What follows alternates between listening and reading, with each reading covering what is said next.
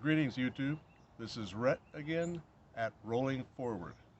And I'm going to continue speaking in this episode about the move from ICU and now into Extended Care Unit, or ECU.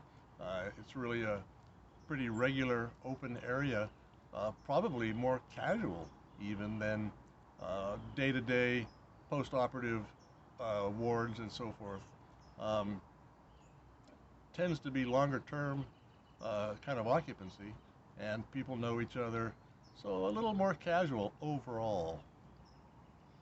It's also less less medical care, medical orientation, and more um, well, socializing to some extent, but also a lot of educating. They are now doing things less to you and doing things with you.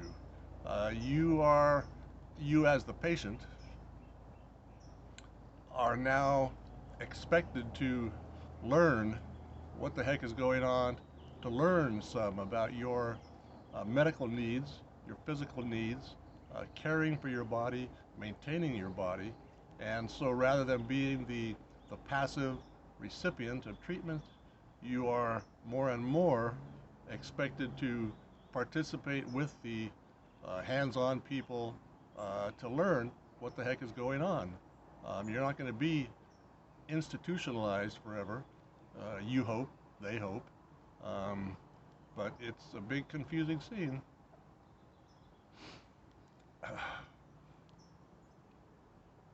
I'm becoming aware that there has been a big change in my life.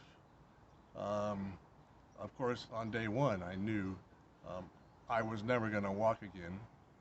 Um, I didn't even verbalize that for several weeks, as I've said in earlier videos.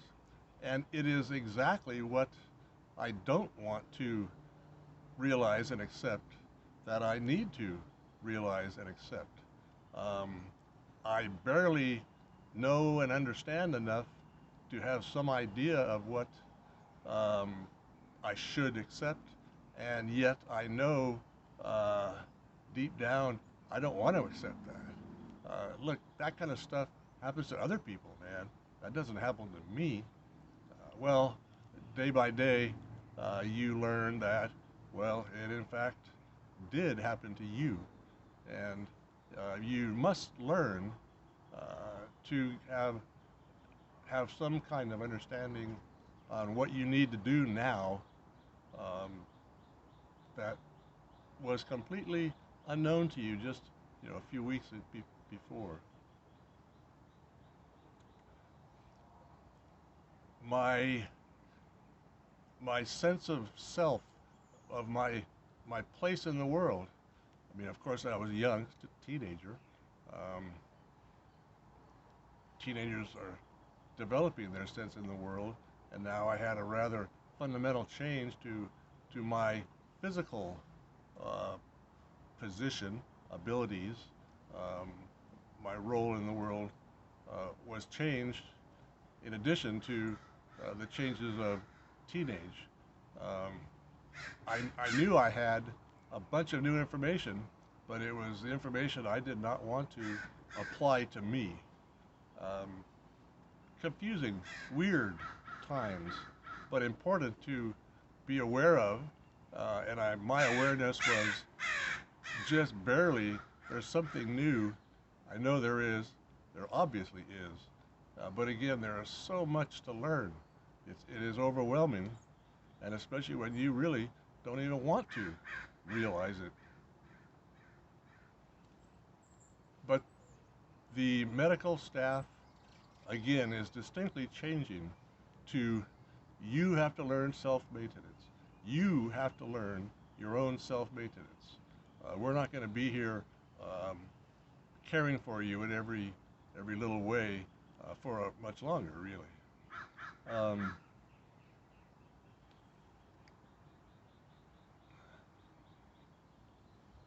this was a time that I remember with some emotion. I was again so fortunate, so lucky that these two guys, my two roommates, were so nice, helpful. Again, they were just regular people. They were being regular people, and I needed to see it.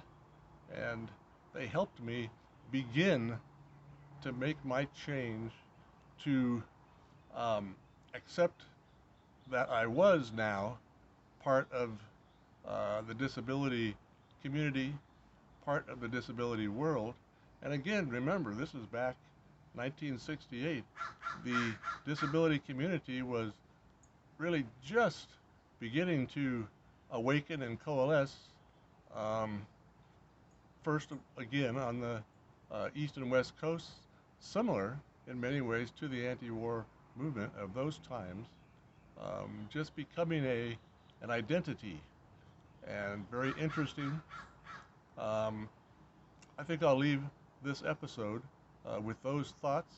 And again, I want to say, please do subscribe to this. It helps the channel grow, and that helps me. Um, so, thank you much. It was nice talking to you again, and ciao.